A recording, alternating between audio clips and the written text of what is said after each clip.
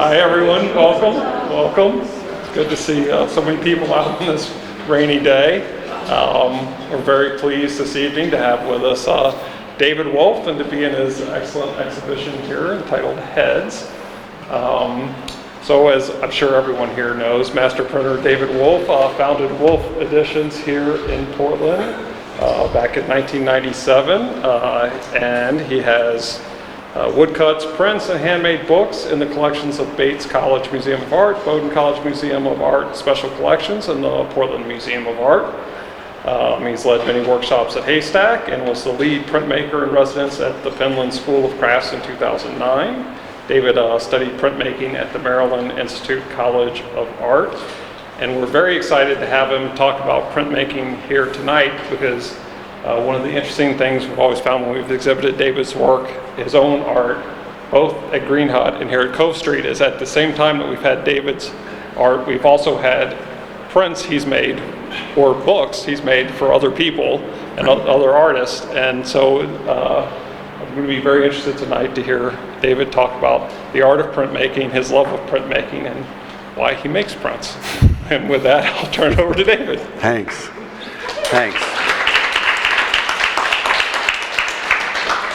So I want this to be fairly informal. I don't have like a script I'm reading from or anything. So part of that means participation from you. So as I'm talking, if you have a question, just get my attention and ask the question, because that's going to help me, talk about what you want to hear about. So, but I'll guide it through. So, it's printmaking. So, what is printmaking? What is this particular group of printmaking? Most of the prints, all of the prints in here are woodcuts, and it's an interest of mine. The history of woodcuts is very interesting. The woodcut was primarily a very cheap street art. It was used as religious icons. It was used as getting information to an illiterate population. So imagery that could be understood about what was going on in the world. It was put into picture form and cut quickly in wood and sold on the streets or given away on the streets or plastered up on the walls in the streets. For all through history, the print, and particularly the woodcut, was a simple form. Now, it is a simple form. The woodcut is a very simple form, but it's one of the hardest. It's considered one of the hardest to do well. So the woodcut has a very strong character. The wood itself has a very strong character. So you see in the show several preliminary drawings for the woodcuts. So the woman's head that's over in the corner there, that was the preliminary drawing. The woodcut itself is here, and the final print of the woodcut is there. So you can see that the wood itself dictated the look of the print. And I think that's one of the reasons that I'm attracted to it so much, because I have trouble. I'm not a painter. I have trouble starting with an empty canvas and paint on a brush and just start from a white canvas. I need restrictions and specifications and some resistance from the material that I'm using. So wood does that for me. And you can see I did include the blocks themselves, so you can see the physicality of these woodcuts. Some of the people that I just brought these to remind myself mostly, but people that I'm influenced by, an artist named Frasconi, who taught at SUNY in New York. Very interesting woodcut artist. And German expressionists. There were many different German expressionists, but you can kind of see the influence there. And the street art and the public art of Posada is an influence of mine. What kind of wood is that? That particular wood and the wood that is on the outside of the wall there is plywood. So these are fairly large, and for me to get a piece of plank that's that wide of just solid wood is difficult these days. And that's why I was asking. Yeah. Because you go through the layers and that's okay? Yeah. It's actually quite easy to cut because of the layers. So plywood is made, the grain is going this way, and then they put another layer on, the grain's going this way, and then they put another layer on, it's opposite, it keeps opposing. So knowing that, I can make the cuts and peel away the layers. And the original wood that people use for plywood? Primarily cherry and apple woods, fruit woods of various kinds. They seem the wood that's needed it needs to have a hard enough surface, but it needs to be a consistent density. So as you're cutting with a gouge, you're pushing through the wood. You don't want the density to get light all of a sudden, and then your gouge goes zip, and you cut away something you didn't want to cut away. So cherry is very nice. It's hard enough to hold up to the printing, but it's easy to push the gouge through it. So I think it's important. Prints, why make prints? Well, you're making an edition.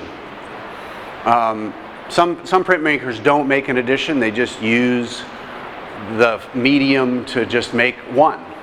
And I actually can understand that, because I like what the print medium forces me to do. It forces my art to look a certain way, and I like that. But I'm very much into editions and making multiples. And so printmaking, originally, the reason for printmaking was to make multiples.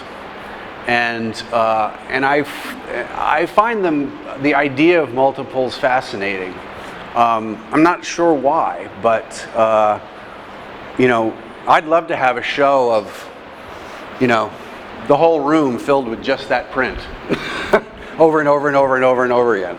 That would be really interesting to me, but it's a little quirky, so I'm a little weird.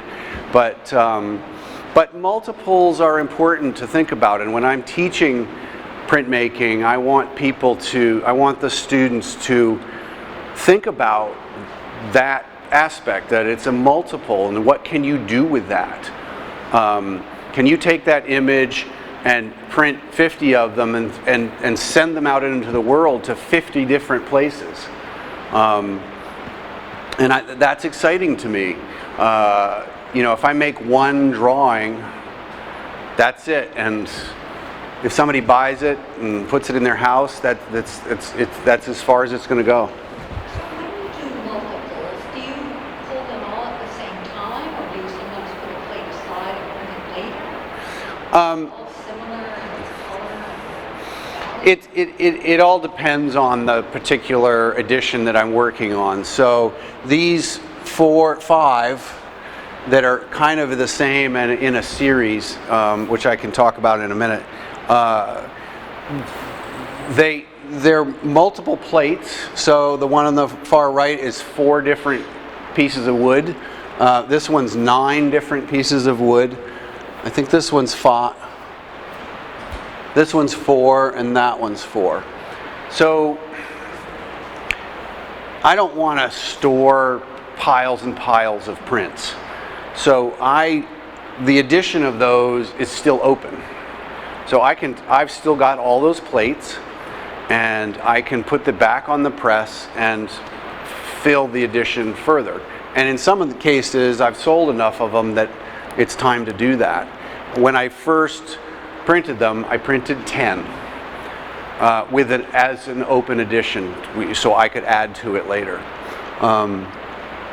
So when you come back to a print, you reprint it again, how close is it to? I'm pretty good at it. So, Remix the colors to use? yeah, we just an example of that is some of the prints that are on the back wall over there that are Charlie Hewitt's. I do a lot of printing for Charlie Hewitt, and I printed all of those on that wall for him. And some of them, I forget which ones and at this point, but he had made the print and he had sold them, and then somebody came along and said they wanted to buy an entire edition of them. They wanted 20 of them. They were going to use them to, I forget what the purpose was, but so he didn't have 20 more, and so we went back. He didn't even have the plates, so we took the print, we recarved the wood cuts, the wood plates, and matched the colors and reprinted them, and they matched pretty darn close. So that's, you know, that's what I'm good at. I mean, that's what, you know, being a master printer, that's what you need to be. If you're doing it for somebody else, which is that's what that is, then you've got to be able to do that. Do you do reduction prints? Reduction prints. Then unfortunately, you do have to print the whole. Right. So what she's asking about is a reduction print, or sometimes it's called a suicide print. In which case I would cut the block, and I would cut the minimum, just the bare essentials. I would print it, and I would print the full edition, however many I was going to do.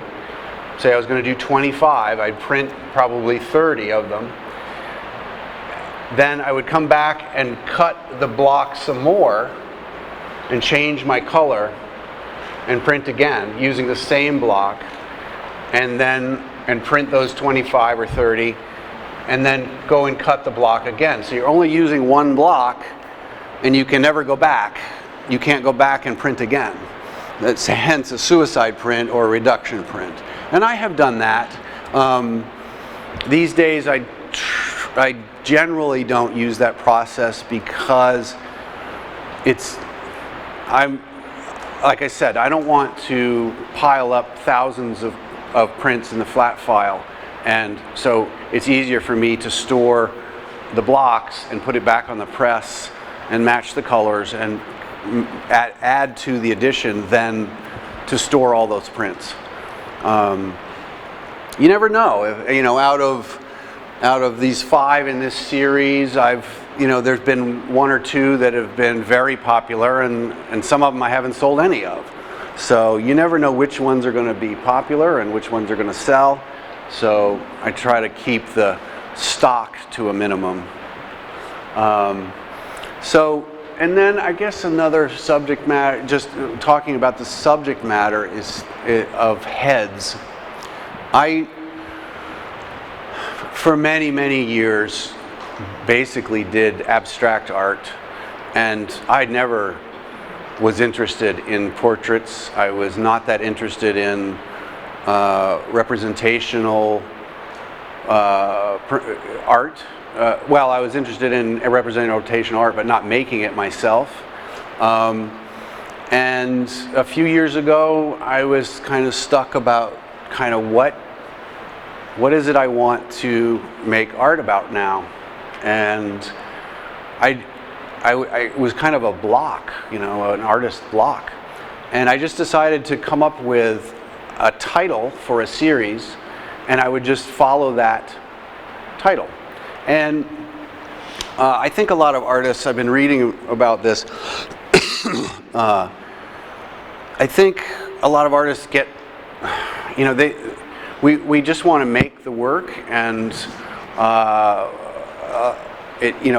sometimes we get stuck on what we're going to make it about. So I was at that point, and I just decided I was going to do a series called Cowboys and Indians, and I started that series. I'm still working on it. I've got many, many more portraits to do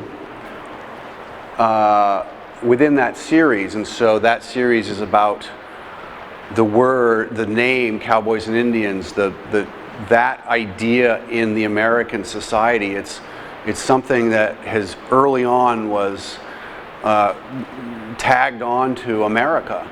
And what does that mean? What did it mean then? What does it mean now? What's a cowboy? What's an Indian? And then ultimately, what is that? It's an us versus them, in our society. And how is that manifested? So these four and this one are part of that series, and there's many more to be done with that series.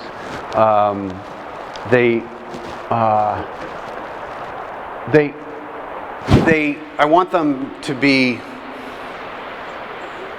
the kind of standard portraits, and all the same size and similar view of the person's head, and I want them to be nice. I want them to be pleasing prints or good prints all just by themselves, but ultimately there would be 16 or 20 of them that you start to compare one to the other.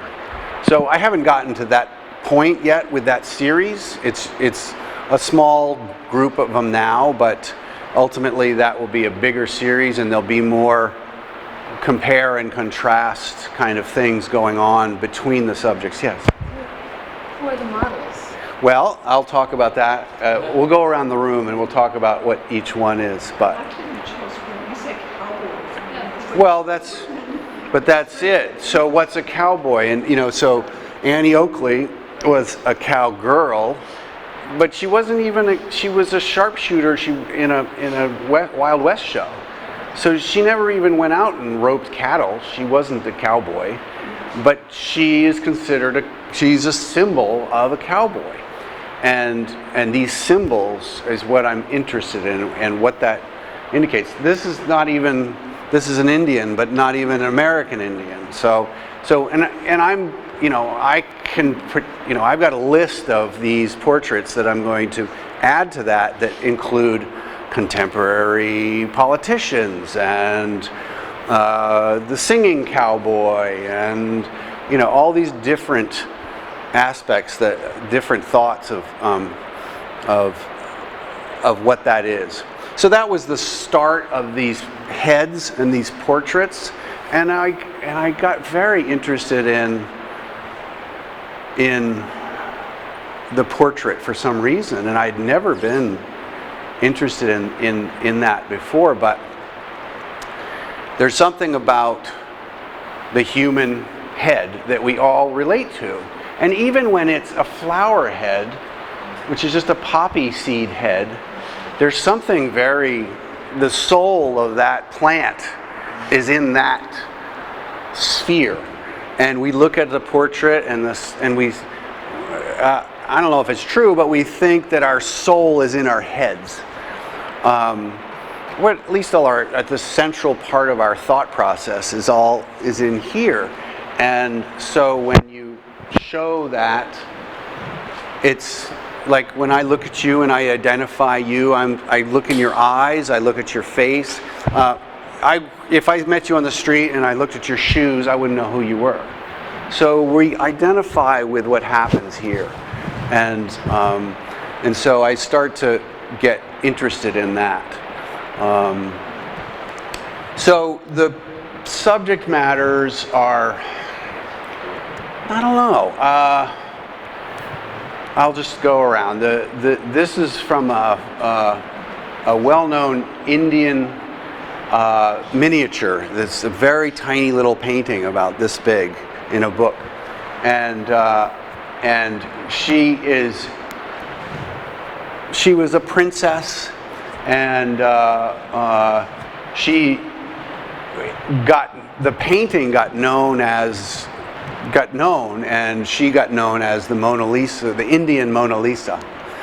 I was fascinated with the painting itself, and I worked from that image, the reproduction of that painting, and translated that into a woodcut. And my original drawing, I should have brought, my original drawing for that was very colorful, and the painting is very colorful, but I reduced it down to 3 colors.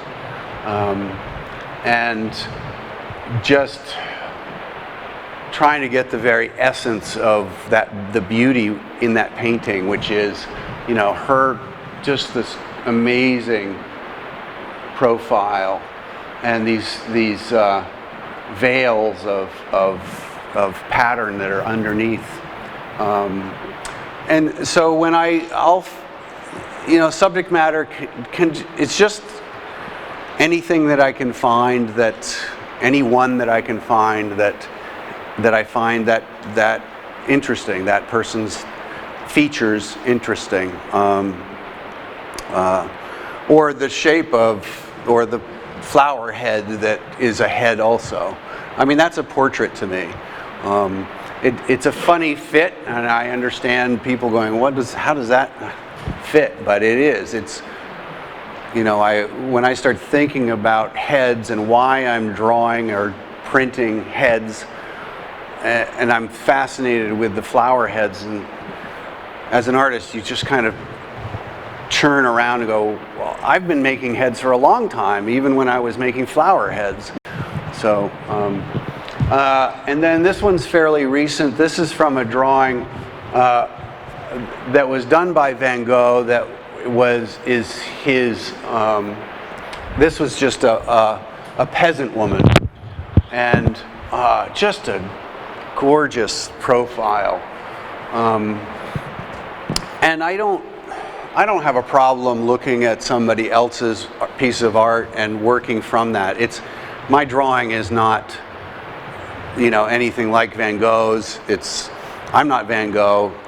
But I'm using that person's, you know, the representation of that person to draw from.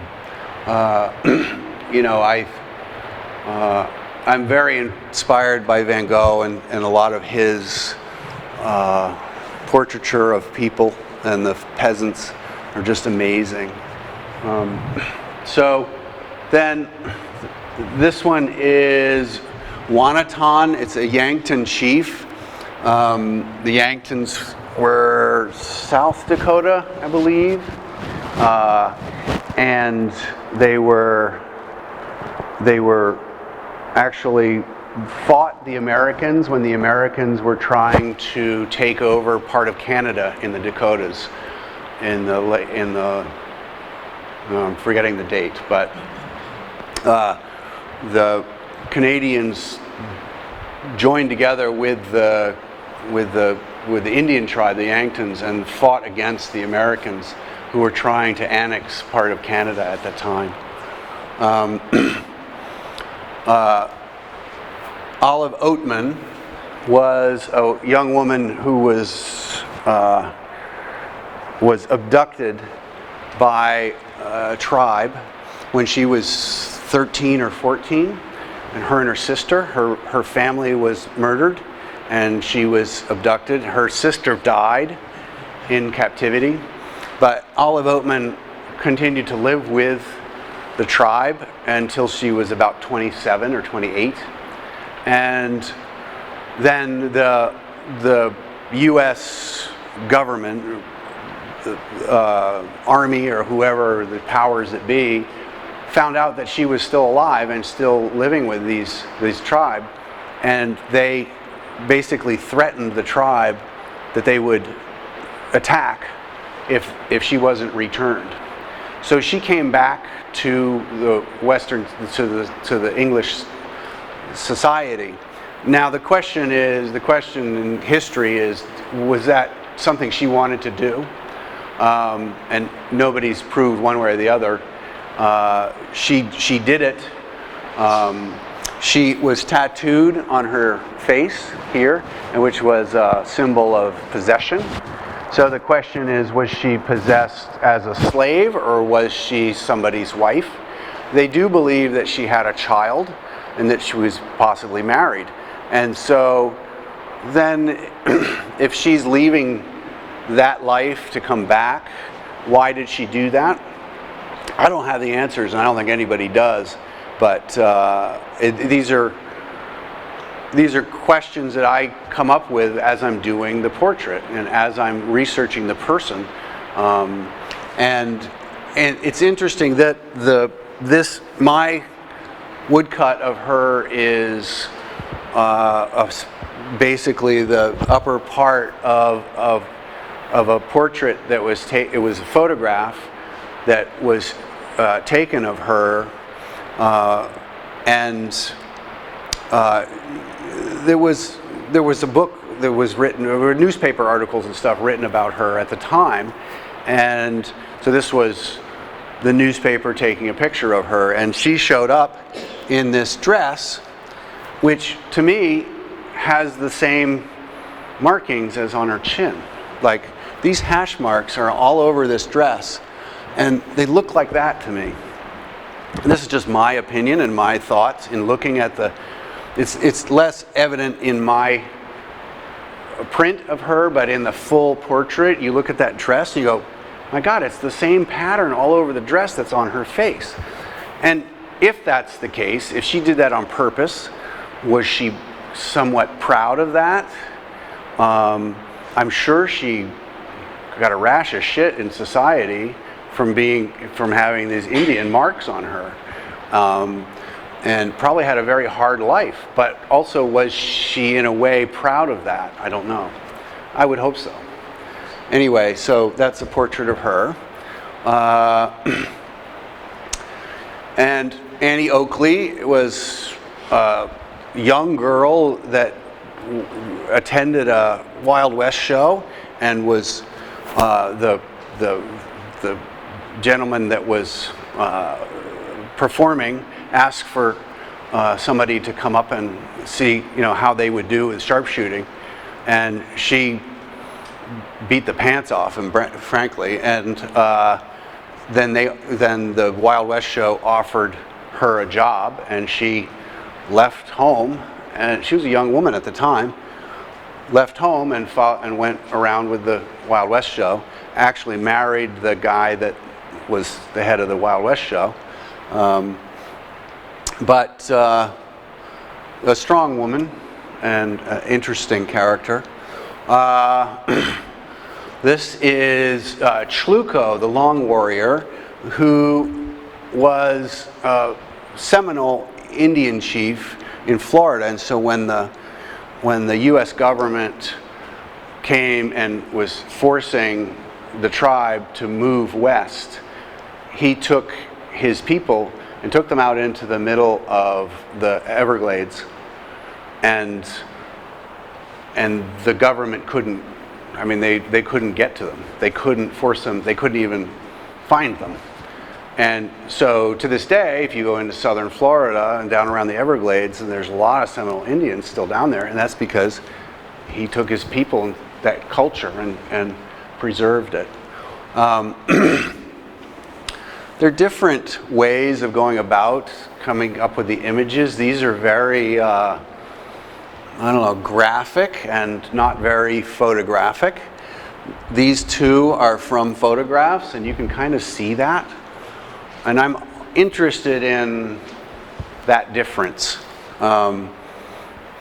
Sometimes I like working from the photograph, and sometimes I prefer being more graphic about it. Let's see. So this one is also from a drawing of Van Gogh, And this is a woman named Sien, S-I-E-N, and she's sewing. And she was Van Gogh's girlfriend. And he drew her and painted her many different times and over a long period of time. And these are from later in their lives together. And she's just beautiful. Her, I don't know, just, you know, she's an older woman, but she just has a presence to her. And I enjoyed doing the drawing. I loved sort of her gnarly hands and the wrinkles on her neck, and I really, my favorite one of the two is the drawing. I think that the woodcut is good. I like the woodcut, but I really like making the drawing. So sometimes it's hard to take, if you do the drawing and the drawing's good, to then make it into a woodcut. And then, am I as happy with the woodcut? Well, the woodcut, I like the woodcut a lot. It's hard to take a gradation of gray, and our skin is soft and sculpted by light, and it's very hard to do the soft transition with just black and white specks. And so it's, you know, but I think that one's quite successful. There's a few in the back, against the back, that are from stone. So I'm fascinated by these faces, these heads, but in a sculptural form. And the drawing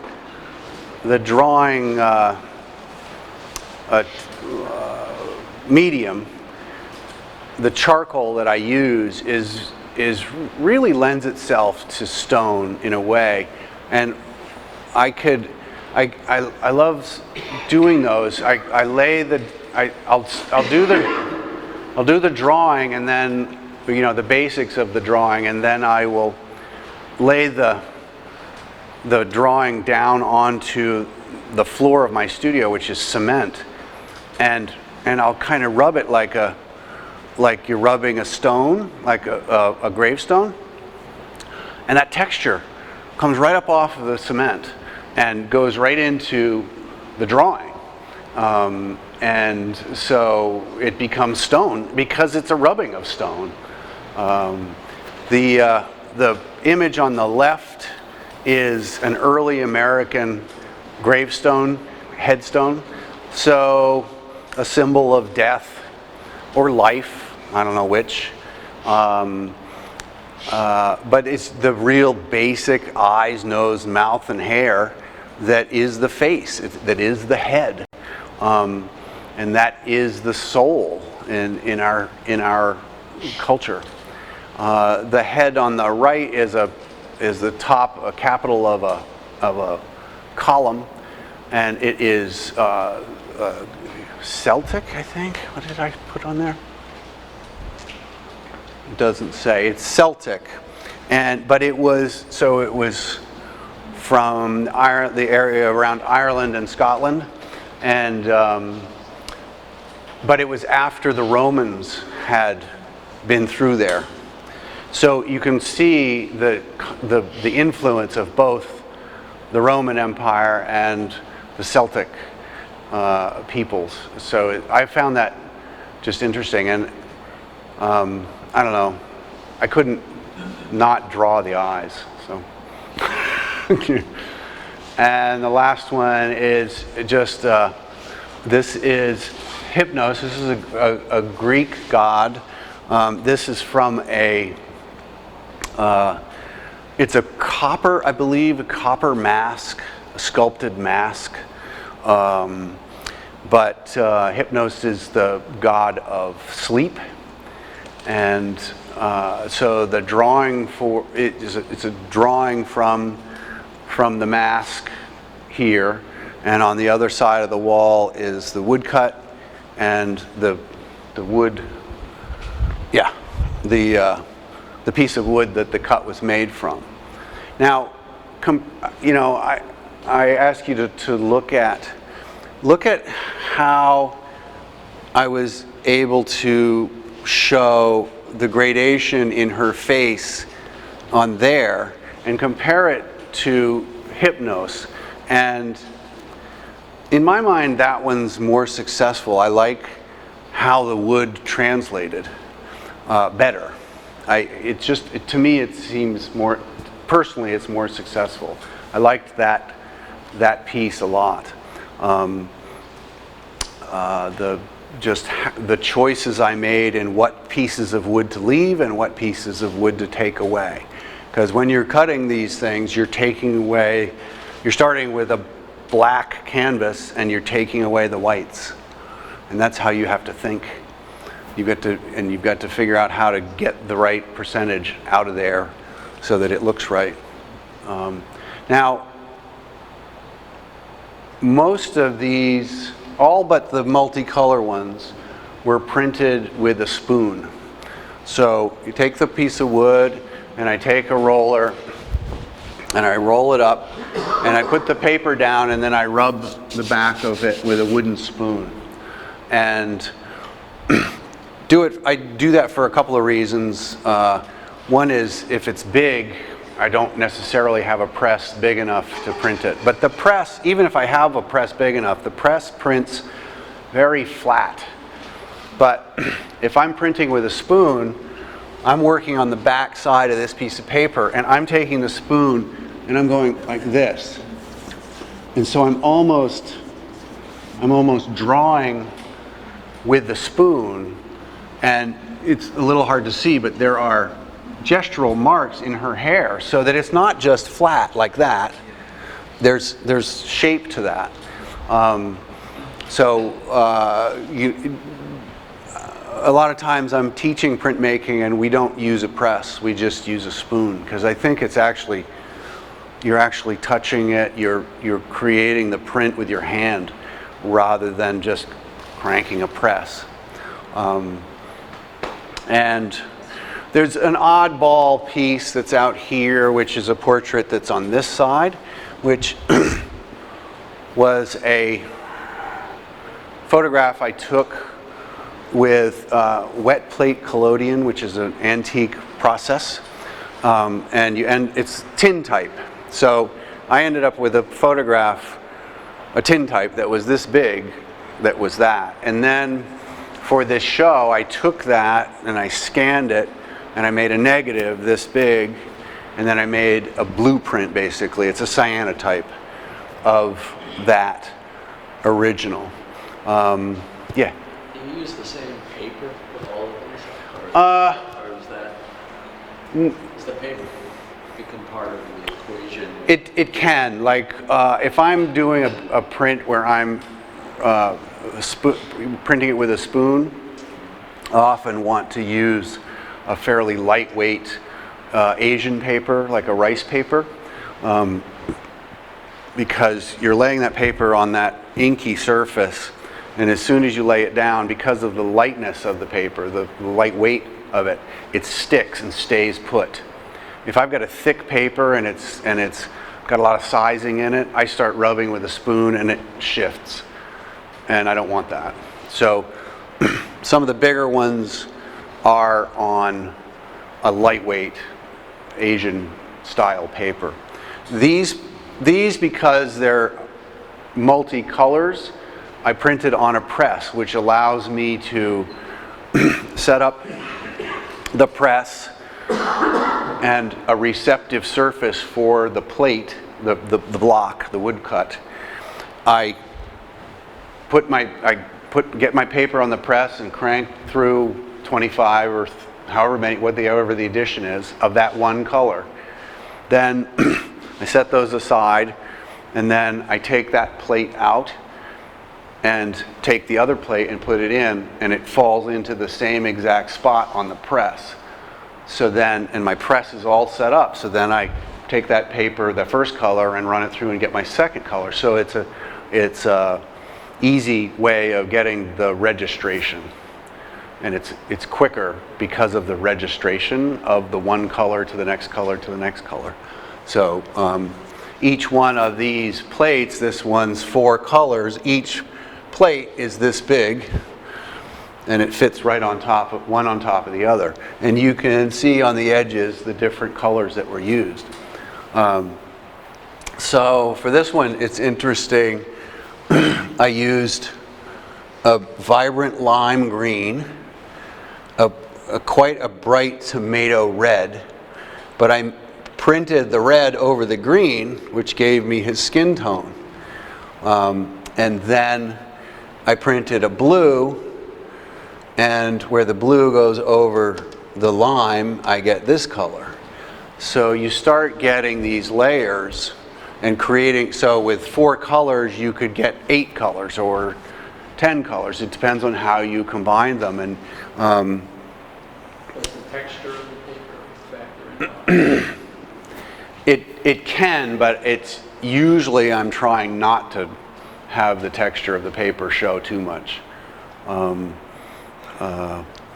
You know, I don't think it, I'm more interested in the texture of the wood grain, and the veil of tone that I can get than the texture of the paper. Those were printed on a printmaking paper that's pretty smooth. Yeah, those are on a printmaking paper that's fairly thick and fairly smooth and got a fair amount of starch in them. Just because that's just easy to run through the press. Whereas, say, that one is on a rice paper. You can see it's already got a little bit of wrinkling going across it because of the moisture differences. So, I don't know. Any questions? Yeah. You do, Go ahead. you do books for other people. Do you ever do any books yourself? I have done some books myself. I haven't talked about the book yet, but I've done a fair amount of books for myself. I got a few pieces in the collection at Bowdoin, and Crystal keeps great records of where all of her books are, but I have no idea where all my books are. You use the wood block for the books, or you work in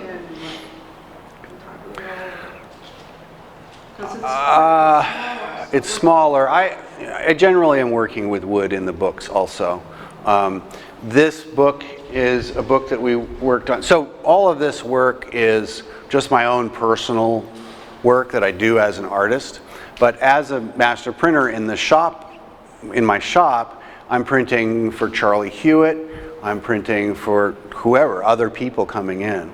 So this book is a project that we did over the last 3 years now.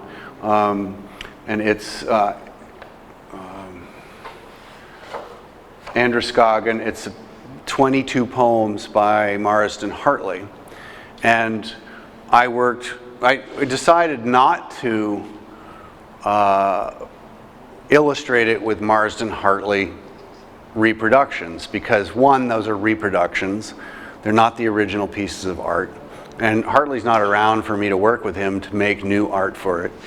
And it's kind of, expected. So I wanted to do something a little different with it. So we took this, and the poetry is from the 1940s or the 1930s. So the poetry's got an older flavor to it. It's from that time period. And he was kind of Victorian in his way of seeing things. And so I view it as kind of an older style of poetry. And I wanted to put that with a modern feel, a modern design to the book, and a modern artist. So I work a lot with Charlie Hewitt because he's right in the same building as me. And so we worked together, and I asked him to do 5 or 6 etchings for the book, and he did 30. So we culled it down to 44 etchings. So the etchings are all done in metal plates, zinc and copper, and they're deep bit. Most of them are deeply bitten so that there's a real strong impression. And they're multicolor, and it took each one of those each single etching takes, if you're lucky, 15 minutes to print. And we did an edition of 30 books, and we printed over 700 etchings for that edition. And we didn't do it like this was a publishing venture on our part, so we weren't getting paid. We don't get paid until somebody buys the book. So we couldn't do the job straight through. So we'd work on it for 2 weeks, and then we'd put it aside for 2 weeks, and then we'd work on another 2 weeks. And so it took us most of 1 year to print all the etchings, and most of another year to print all of the type. So it's a lovely, and then the binding is done by two teachers that are down at North Bennett Street School in Boston, Jeff Altepeter and Martha Kearsley. Martha has a bindery up here in Portland, and it's a modern. It's not a overly traditional binding. It's somewhat modern binding on it. So take a look at this. It's up here also, and that's. So yeah, I don't know. I forget your question. Do we do books or do I do books for myself? Yeah, I haven't done a lot of them for myself lately, just because I've been busy.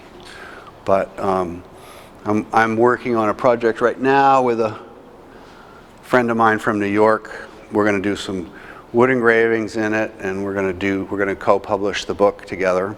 And that's going to be a book about a character called Cowboy Newt. And Cowboy Newt was a character from the town that I grew up in Ossipee, New Hampshire. And Cowboy Newt he's basically a homeless guy, except he wasn't homeless. And this was in the 1920s. So I'd never met him. I had heard about him. He was kind of a urban myth. Urban? Yeah.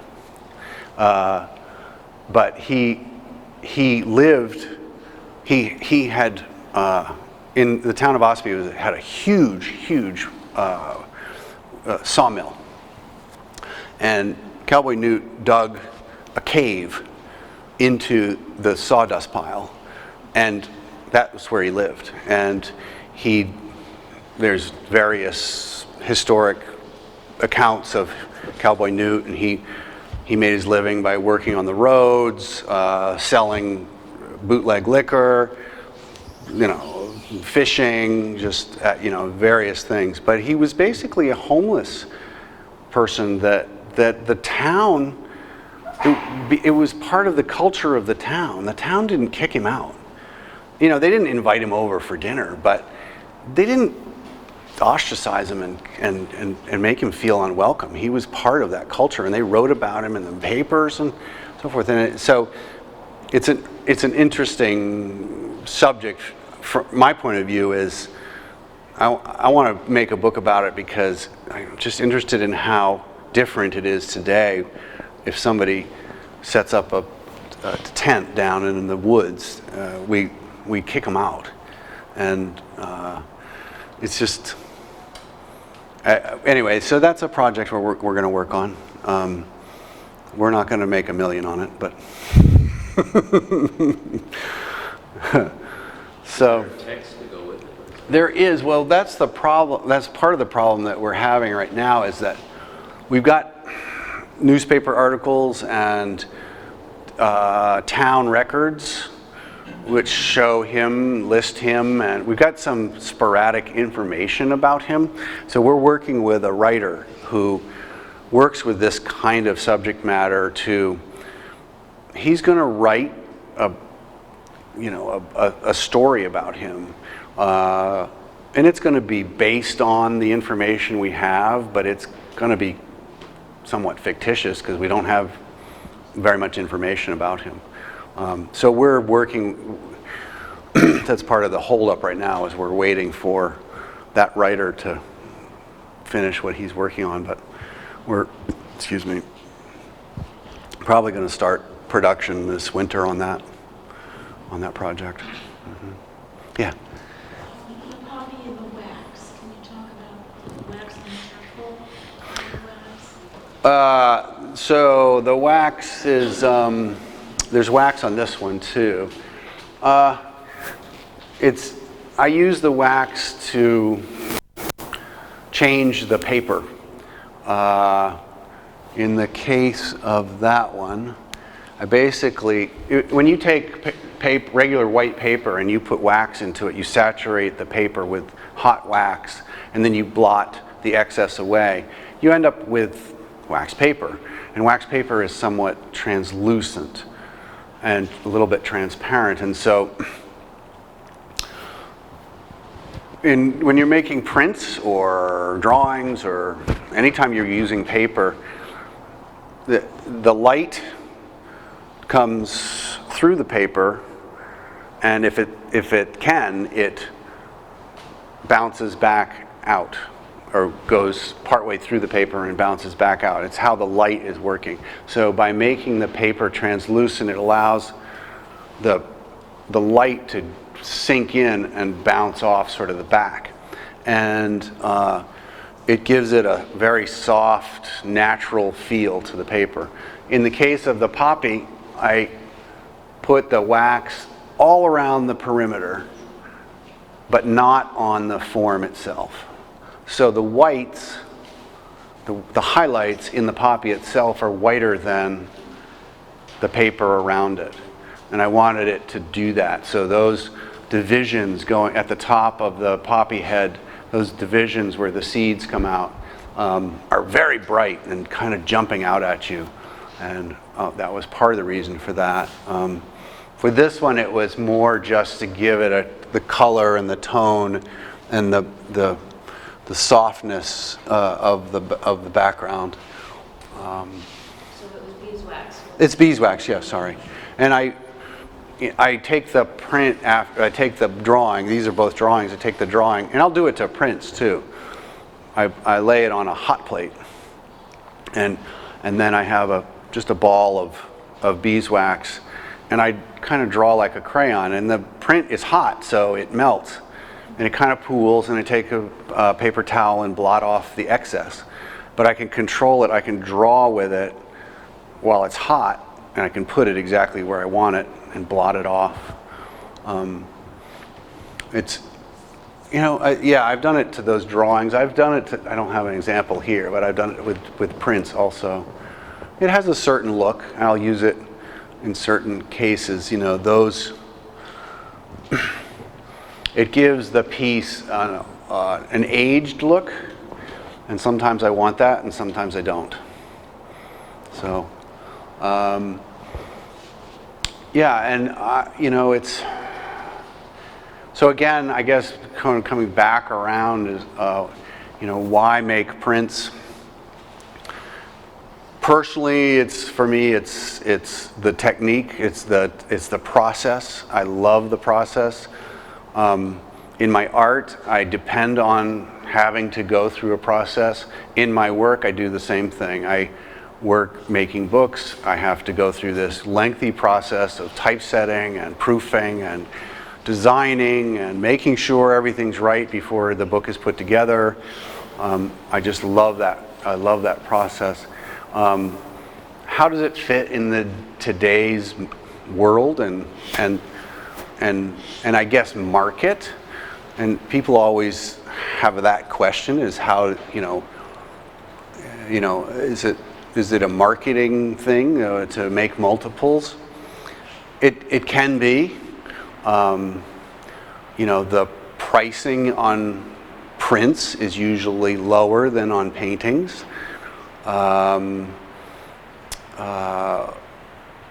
But some people, I've heard some theories about, like there've been less prints being sold these days. I've heard somebody say that. I don't know if I believe it, but and then there's a theory that, well, if somebody's got money to buy art, they're going to want something original. They don't want, a multiple. But that goes both ways. There's, in the 70s and 80s, people didn't want to spend so much on a big painting, and they wanted the cheaper piece of art. And prints were always a less expensive way to have art in your house, or to have an image of the saint in your house. You could get a cheap penny print down on the corner of your favorite saint, whereas you couldn't afford a gold icon painting. So I don't know where it all fits. I notice, there aren't red dots in this room, but I noticed that around in the whole rest of the gallery, the red dots are on the prints. So, who knows? So, any other questions? No? This book was printed, did you use a letterpress? Yes. You actually sensitized the plates? That particular book was set with a linotype machine, which the machine I own is from 1954, and the linotype machine basically has a set of molds for letters, and you hit a key, and that mold, you hit a capital E, and the mold for a capital E comes down and lines up, and you just type, and you get a full line, and then you send it through the casting mechanism, and it makes a lead slug, solid lead slug, one line long. And they just stack up on the machine, and you just keep typing, and they keep stacking up. And the machine takes the molds and sorts them back out so you can reuse them. It's a pretty quick machine. It was invented for making newspapers mostly. And we have one, and we set all that type. So every single one of those lines is one piece. There are a lot of different ways of setting type, but we didn't set that individually, not hand setting one at a time. But It's a little labor intensive. it is, but it's all labor intensive. It took us, I don't know, 2 weeks to set the type for it, but it took us 2 years to do all the rest of the work for the book. So the labor was in the prints. It's each one of those. Charlie sells his prints for $600 to $800 a piece or whatever. I don't know what those are over there. And there's 44 of them in that book. And you have to print each print individually Yes. on the page? On the page, and we had to figure out where it goes on the page and register it so that when we then took the sheet, after all the prints were dry, we took the sheets and printed the type on them. So you did the type After the prints, yeah. And the prints the paper has to be damp to print the prints. So we dampen the paper, print the prints, let the prints dry. We just put them in a drying rack, and they get kind of ripply. But we got to let the ink dry. So they have to sit, and the ink has to dry for at least a week, if not longer. And then we dampen the sheets again. We spritz them and put them between blotters and flatten them. And so by then, the ink from the print is dry, but we wet the paper again to make it flat. And then we printed the type on it. And then they get folded and sewn and put into the books. Well, this is how books were made. That's, And their signatures. yeah, and it opens flat, and yeah, it's a beautiful book. We're really proud of that book. So We did, well, the edition's 25, and we've sold 8, I think, so far. But that's, you know, when you're doing books, there's 2 ways to make money making books. You make a really small edition, you make it really expensive per book, or you make a high volume and you make them cheap. So a $30 or $40 book you're buying in the store, they've made 20,000 of them. And so they're making a lot of money because they're selling that volume. We're making only 25 of them, and we get a high price for them. And we only have to find homes for 25 of them. The marketing is. Yeah, we understand. We're a publisher. Yeah. We do little books too. Yeah. Little. Well, and I don't, you know, I don't want to keep doing that all the time.